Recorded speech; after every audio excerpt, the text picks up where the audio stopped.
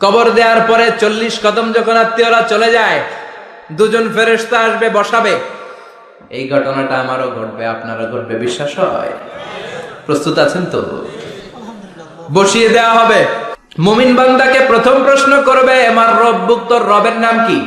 মুমিন বান্দা বলিষ্ঠ কণ্ঠে বলে দিবে, আল্লাহ আমার রব, এই রবি আমার সব। পড়েন, আল্লাহ আমার রব, এই রবি আমার সব।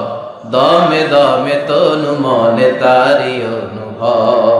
তোমার দুনিয়াতে আমি যেদিকে তাকাই, অথই নেয়ামতে ডুবে আছি সবাই।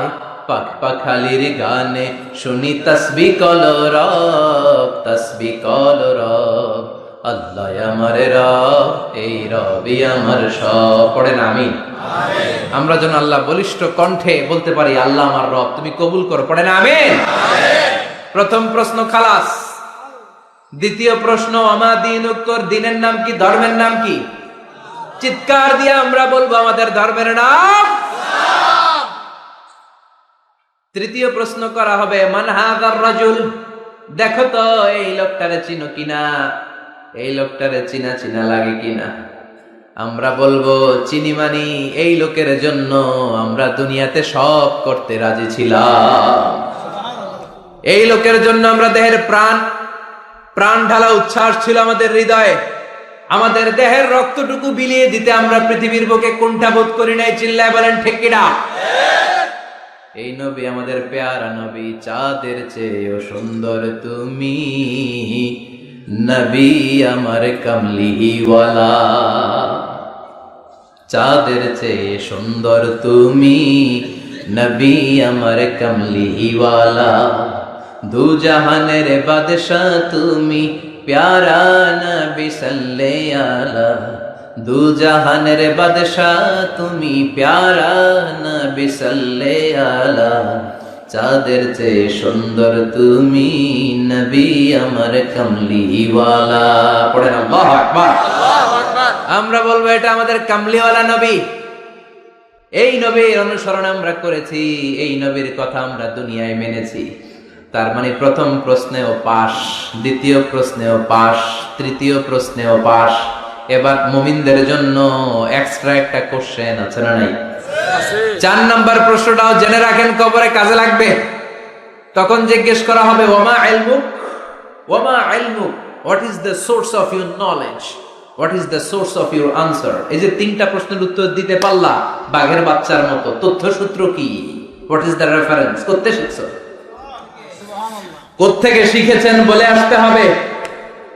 আমরা বলবো, আমরা কোরআন থেকে শিখেছি, হাদিস থেকে শিখেছি, মাহফিল গুলোতে জেনেছি, বয়ান গুলো থেকে শিখেছি। পড়েন সুবহানাল্লাহ। 4টা প্রশ্নের উত্তর যখন আপনি দিয়ে দিবেন, ফেরেশতারা বলবে আহলান ওয়া সাহলান, কংগ্রাচুলেশন। কি বলবে? আহলান ওয়া সাহলান, মানে কংগ্রাচুলেশন, খোশ আমদেদ, খোশ আমদেদ, খোশ আমদেদ। ওয়ায়ুফসাহু লাহু কবরুহু 70 যিরান, কবরটারে 70 হাত লম্বা করে দেয়া হবে। ওয়ায়ুফতাহু লাহু বাবুন ইলাল জান্নাহ, জান্নাতের দিকে একটা দরজা সেট করে দেয়া হবে।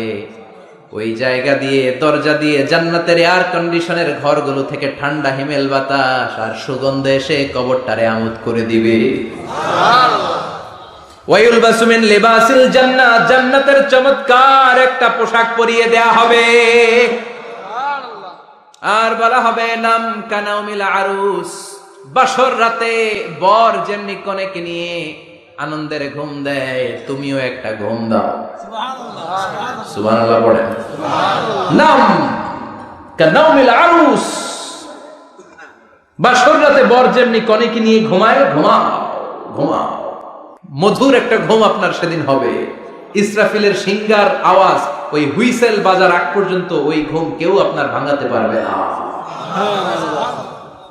আল্লাহ কবরের 4টা প্রশ্ন, এগুলোর সঠিক উত্তর দিয়ে জান্নাতের পোশাক পরে আমরাও যেন ঘুমিয়ে থাকতে পারি, তৌফিক দাও। আর জোরে পড়েন আমিন। এবার নাস্তিকদের পালা, বামপন্থীদের পালা, রামপন্থীদের পালা, ইসলাম বিরোধীদের পালা, কোরআন বিরোধীদের পালা, নবী বিরোধীদের পালা। ওদের সামনে দুজন ফেরেশতা আসবে, আসওয়াদান আজরাকান, আসওয়াদান আজরাকান, নীলাভ চোখ, কালো গাত্র বর্ণের। নীলাভ চোখ, চোখগুলো নীল, গায়ের কালার হবে কালো। তাহলে কি ভয়ঙ্কর চেহারা হবে ফেরেশতা দুজনের। এসে বলবে, ওঠ, বস। মার রব্বুক, তোর রবের নাম কি? কয় জানি না। কি কয়? জানি না। লা আদরি, আমি জানি না। আমি অমুক নেতার পিছনে পিছনে ঘুরতাম, খালি এটা মনে আছে। আমি মাও সেতুংকে নেতা মানতাম, আমি কার্ল মার্কসকে নেতা মানতাম, আমি নেতা খেতাদের পিছনে ঘুরতাম। রব কি, ইসলাম কি, দিন কি, কিচ্ছু আমি জানি না। মাফ চাই, জানি না। দ্বিতীয় প্রশ্ন, আমা দিন, উত্তর ধর্মের নাম কি? কয় আমার কোনো ধর্ম নাই, আমার কোনো ধর্ম নাই, আমি হলাম নাস্তিক। আমি কি? কথা বলেন, আমি কি? আমি এক প্যাকেটের বিরিয়ানির সন্ধান পাইলে শাহবাগের প্রজন্ম চত্বরে যায় ডান্স দিতাম। এরকম টাকায় তাছাড়া নাই। ওমার দিন, উত্তর ধর্ম কি? কয় জানি না। মাফসালি, আমি কিচ্ছু জানি না, ধর্ম টর্ম নাই আমার, আমি নাস্তিক। ফেরেশতারা বলবে, ও তুমি নাস্তিক, দাঁড়াও, আর একটা বাকি প্রশ্ন, এরপরে খেলা শুরু। ঠিক কিনা? তিন নাম্বার প্রশ্ন, ওমান হাদার রাজুল, এই লোকটাকে চিনো কিনা দেখো। নাস্তিক বলবে, না চিনি না, তবে নাম শুনেছি, ওনার বিরুদ্ধে আমি ব্লগে লিখতাম। এরকম ব্লগার আছে না নাই? ওনার পারিবারিক জীবন নিয়ে আমি মানুষের মধ্যে সন্দেহ উস্কে দিতাম। ওনার পুত পবিত্র চরিত্রের ব্যাপারে আমি দুনিয়ার বুকে মন্দ কথা বলতাম। ওনারে আমি গালি দিতাম, আমি ছিলাম ওনার বিরুদ্ধ শক্তি, ওনার পক্ষের কোন শক্তি আমি ছিলাম না, আমি সব সময় ওনার বিপক্ষে ছিলাম। ফেরেশতারা বলবে, হায় হায়, তুই তো ডবল জিরো, 100তে কত পাইছে? কথা কর। লা দারাইতা ওয়ালা তালাইতা, কিছুই পারলি না, তুই তো পোড়া কপাল। ফায়ুতরাকু মিন মাতারিক মিন হাদিদ, লোহার একটা হাতুড়ি থাকবে, এক হাতুড়ির বাড়িতে মাথাটা ছিন্ন বিচ্ছিন্ন হয়ে যাবে, দেহটা জমিনের মধ্যে ঢুকে যাবে। তার চিৎকারে ওই কবরস্থানটা থার থার করে কাঁপবে, কিন্তু কেউ শুনবে না। মানুষ আর জিন ছাড়া সবাই শুনবে। এই জন্য মাঝে মাঝে কবরস্থানে দেখবেন গরু বেঁধে রাখলে রশি টুসি সিরা গরু দেয় দৌড়, আছে না নাই? এক একটা আঘাত এসে ছিন্ন বিচ্ছিন্ন হয়ে যাবে। ইউকালু লিল আরদি, জমিনকে বলা হবে, ইলতাইমি, চাপ দাও, প্রেসার মারো। ফাতাখতালিফা আদলাউহু, দেহের এই পাজরগুলো, ডান দিকের পাজর বাম দিকে যাবে, বাম দিকের পাজর ডান দিকে আসবে, পুরো দেহটা পাউডার হয়ে যাবে। তার এক একটা চিৎকারে পুরো কবরস্থান থার থার করে কাঁপবে। হাত্তা সাআ, আর এই খেলা চলতে থাকবে ইসরাফিলের সিংহা পর্যন্ত। মুমিনের ঘুম চলতে থাকবে ইসরাফিলের, আর ওর সাথে ফেরেশতাদের খেলা আছে না নাই? এটার নাম ফাইনাল খেলা। কি খেলা? কথা বলেন, আর জোরে বলে।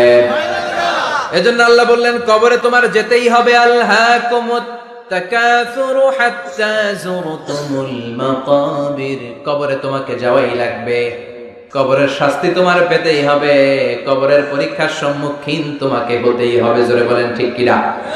এজন্য মাঝে মাঝে কবরস্থানে যাওয়ার দরকার আছে না নাই? বিশ্বনবী বলেছেন, নাহাইতুকুম আন জিয়ারাতিল কবুর, আমি এক সময় কবর জিয়ারত করতে নিষেধ করতাম। আল আনা ফাজুরুহা, এখন বললাম কবর জিয়ারত করো, সমস্যা নাই, কিন্তু কবরে পড়ে থাকা ব্যক্তিটার কাছে কিছু চাওয়া যাবে নাকি? কথা বলেন। আল মাইয়িতু ফিল কবর কাল গরিকু ফিল বাহর, সাঁতার না জানা ব্যক্তি সাগরে পড়লে যত অসহায়, কবরে পড়ে থাকা ব্যক্তি তার চাইতেও বেশি অসহায়। সে আপনারে কি দিবে? আপনি দিয়ে আসবেন, যে আপনি সালাম দিয়ে আসবেন, দোয়া দিয়ে আসবেন, সে আপনার কিচ্ছু করতে পারে না। করতে পারে একজন, তিনি কে? এজন্য খবরদার, কবরস্থানে আগরবাতি দেয়া যাবে না, মোমবাতি দেয়া যাবে না, লাল শালু দেয়া যাবে না, মশারি দেয়া যাবে না। অনেকে কবরস্থানে মশারি টাঙ্গায়, আছে না নাই? কেন? মশা কামড়ায় তো মশারি দেয় কেন? ঘটনাটা কি? দেখবেন যে বেয়াদবটা কবরস্থানে যে মশারি দেয়, মাজারে মশারি দেয়, ওর বাপের মশাই খায়, ওর মায়ের ডেঙ্গু রোগ, কামড়াইতে কামড়াইতে ওর মায়ের ডেঙ্গু জ্বর, ওর বাবারে কামড়ায় মশায় খায়, মারে মশায় খায়, মা বাবারে মশারে না দিয়া মাজারে দিয়ে আস, কপাল পোড়া।